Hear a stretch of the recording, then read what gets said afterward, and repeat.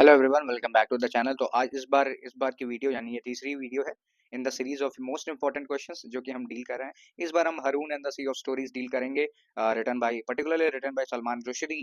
And he was a great contributor in term orientalism में इनका बहुत बड़ा कंट्रीब्यूशन है। चटनिफिकेशन ऑफ लैंग्वेज की इन्होंने बात की है। तो बिना समय गवाए चलो क्वेश्चंस देख लेते हैं जिसके लिए तुम आए हो। थोड़ा सा जूम इन कर देता हूँ तुम्हें देखने में आसानी हो।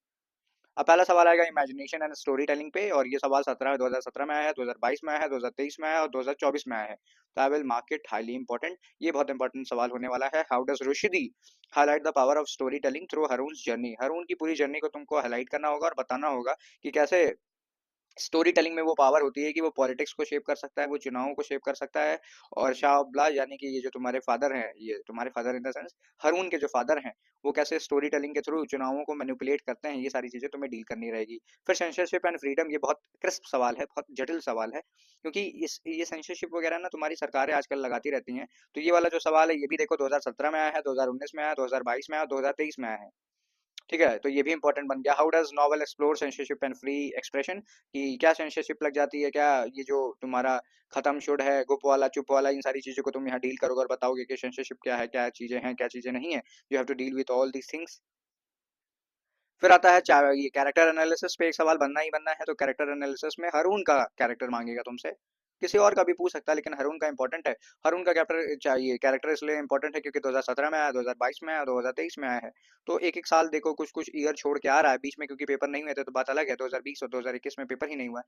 उसके बाद जब भी हुआ है 2022 में आ गया, 2023 में आया, 24 में नहीं आया, तो हाई चांसेस हैं कि इस बार आ जाए, कि बच्चों को थोड़ा सरप्राइज कर दिया जाए। फिर उसके बाद सी ऑफ स्टोरीज का सिंबोलिज्म। सिंबोलिज्म ऐसे तो मांग सकता है, गुप वाला और चुप वाला का भी सिंबोलिज्म मांग सकता है, लेकिन ये ज्यादा इंपॉर्टेंट है क्योंकि सी ऑफ स्टोरीज की वजह से सारी मार भसड़ मची रहती है। तो ये जो सवाल है वैसे तो 2023 में है और 2024 में है, और इस बार आने की प्रोबेबिलिटी रखता है, क्योंकि 2023 में भी आ गया, 24 में भी आ गया, और ये पेपर 25 का है तो इसमें आ सकता है।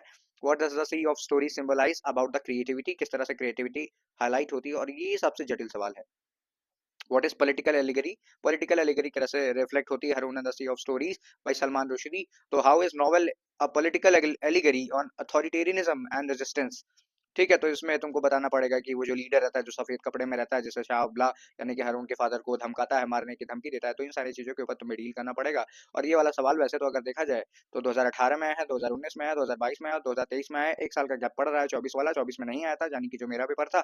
बहुत हाई चांसेस है कि इस बार आ जाए, तो ये भी तुम एक बार पढ़ लेना। अब एक चीज मैं तुम्हें बता दूं कि मान लो तुम्हें आंसर्स फ्रेम करने में दिक्कत आती है तो ठीक है, कोई दिक्कत नहीं है, क्योंकि परफेक्ट आंसर तो एग्जिस्ट करता नहीं है। सबके हिसाब से परफेक्ट आंसर की डेफिनेशन अलग है। लेकिन अगर तुम्हें बने बनाए आंसर चाहिए तो मेरे नंबर पे टेक्स्ट कर देना, 9336903429। वहाँ पे तुम टेक्स्ट करोगे तो तुमको 50 रुपीज में सारे आंसर्स मिल जाएंगे। तुम आराम से फोटो कॉपी या प्रिंट आउट ले लेना और उसके बाद उसे दबा के पढ़ना, तुम्हारा काम बन जाएगा। क्योंकि मेरे नोट्स में एक एक लाइन दी गई है कि किससे हमें उस किस चैप्टर की किस लाइन से हमें ये वाली बात पता चलती है, वो भी वहाँ पे मेंशन्ड है। Long live literatures, long live you all people, keep watching, keep subscribing to me. Thank you for watching.